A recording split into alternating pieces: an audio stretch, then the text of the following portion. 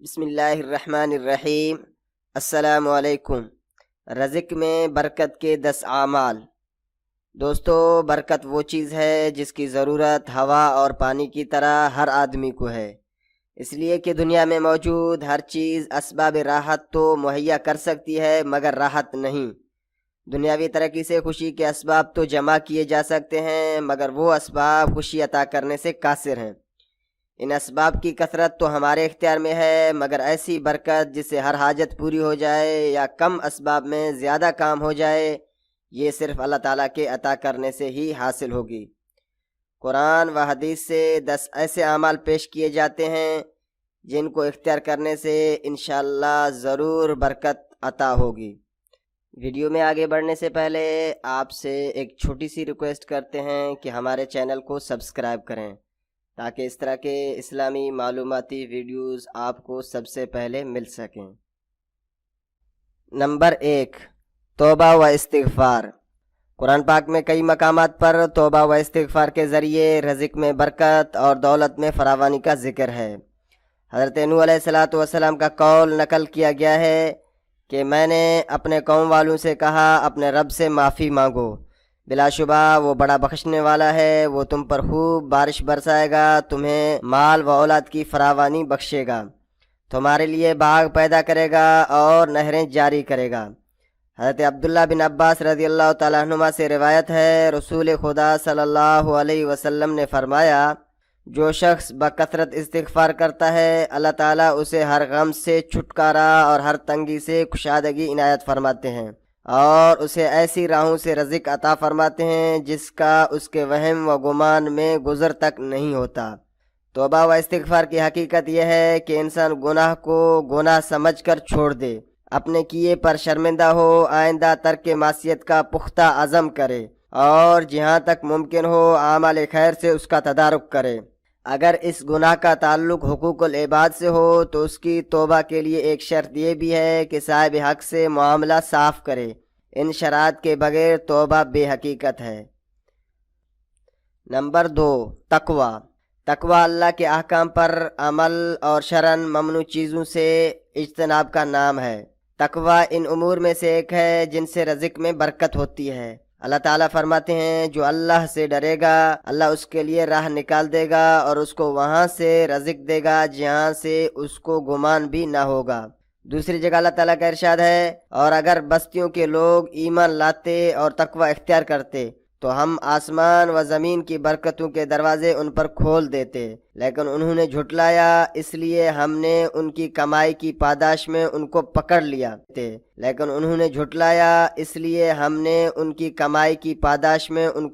لیا نمبر 3، عبادت میں انہماک۔ برکت کا مطلب دولت کی کثرت نہیں بلکہ کفایت ہے، یعنی ضرورت کے کافی ہو جانا۔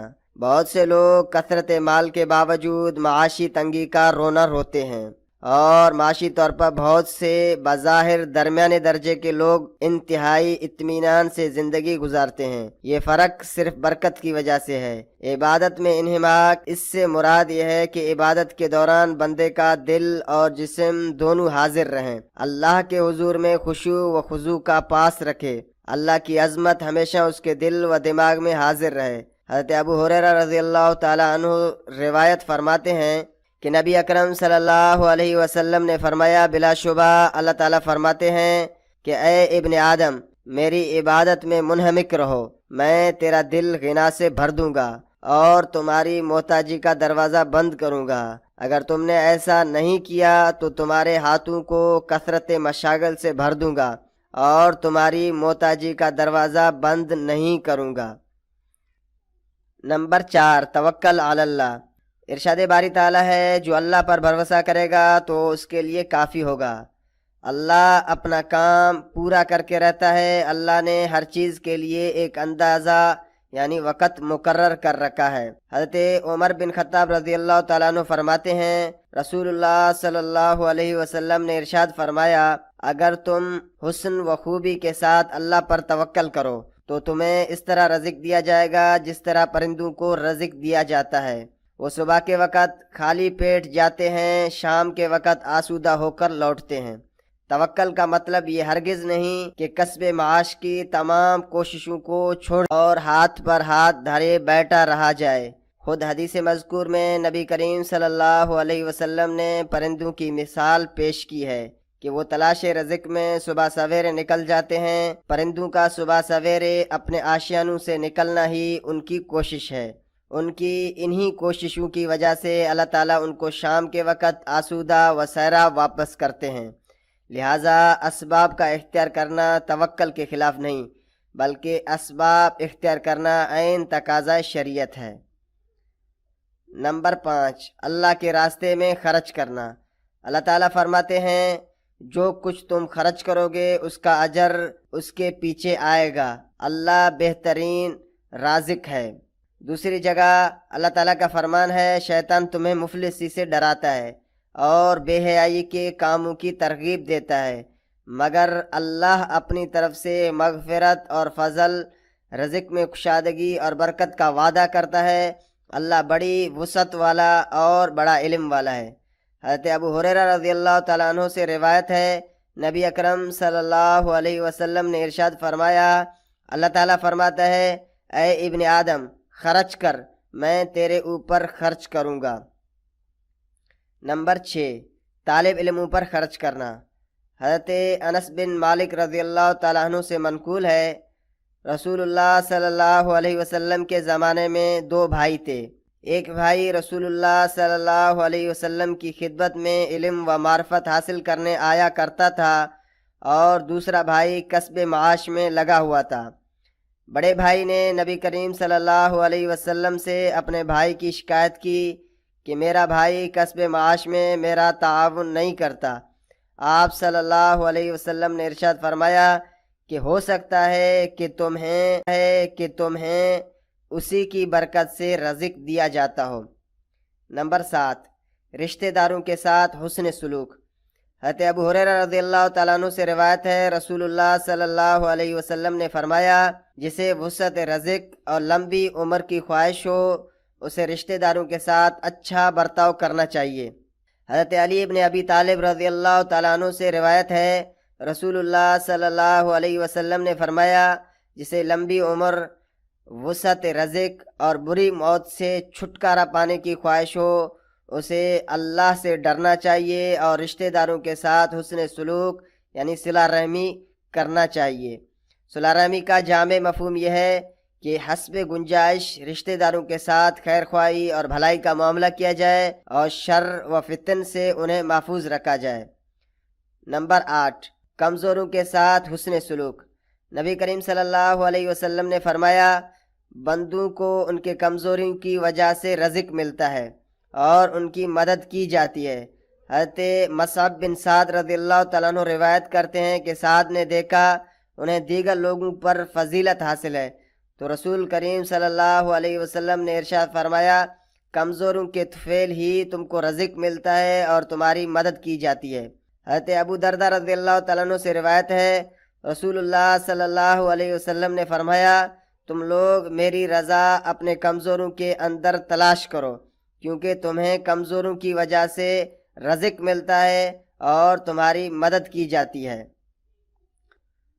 نمبر 9، یکے بعد دیگرے حج و عمرہ کرنا۔ حضرت عبداللہ بن مسعود رضی اللہ تعالیٰ عنہما سے روایت ہے کہ رسول اللہ صلی اللہ علیہ وسلم نے فرمایا پے در پہ حج و عمرہ کرو کیونکہ یہ فقر اور گناہوں کو اس طرح دور کر دیتے ہیں جس طرح بھٹی لوہے، سونے اور چاندی کے میل کچیل کو دور کر دیتی ہے، اور حج مبرور یعنی مقبول کا بدلہ صرف جنت ہے۔ نمبر 10، اللہ کے راستے میں ہجرت۔ اللہ تعالیٰ کا ارشاد ہے جو کوئی اللہ کے راہ میں ہجرت کرے گا وہ زمین میں بہت سے ٹھکانے اور بڑی وسعت پائے گا۔ دوستو یہ وہ 10 اصول ہیں جن کے بارے میں قرآن و حدیث میں وضاحت ہے کہ ان سے بندہ کے رزق میں اضافہ ہوتا ہے اور اس کی تنگی دور کر دی جاتی ہے، لیکن انسان کو ہمیشہ یہ بات یاد رکھنی چاہیے کہ اصل بے نیاز تو اللہ کی ذات ہے۔ انسان کی بے نیازی یہ ہے کہ وہ اس غنی ذات کے سوا پوری دنیا سے بے نیاز ہو جائے اور یہ سمجھ لے کہ جو کچھ اسے ملے گا تو اس سے ملے گا، غیر کے آگے ہاتھ پھیلانا بیکار ہے۔ خدا کی رضاکیت و کارسازی کا یقین دلوں کو قناعت اور اطمینان کی دولت سے مالا مال کرتا ہے۔ کانے شخص کسی کے زر و جواہر پر نظر نہیں رکھتا، بلکہ اس کی نگاہ ہمیشہ پروردگار عالم کی شان ربوبیت پر رہتی ہے۔ مال و دولت کے حرص کا خاتمہ نہیں ہوتا، اس لیے قناعت ضروری ہے، کیونکہ یہی باعث سکون و اطمینان ہے۔ نبی کریم صلی اللہ علیہ وسلم کا ارشاد ہے کہ مالداری مال و اسباب کی کثرت کا نام نہیں، بلکہ اصل مالداری دل کی مالداری ہے۔ حضرت ابو ذر غفاری رضی اللہ تعالیٰ عنہ راوی ہیں، رسول اکرم صلی اللہ علیہ وسلم نے فرماتے ہیں، مجھ سے ارشاد فرمایا کہ ابو ذر، تمہارے خیال میں مال کی کثرت کا نام تونگری ہے؟ میں نے عرض کیا جی ہاں۔ پھر فرمایا، تمہارے خیال میں مال کی قلت کا نام محتاجی ہے؟ میں نے کہا جی ہاں۔ آپ نے فرمایا، استغنا دل کی بے نیازی ہے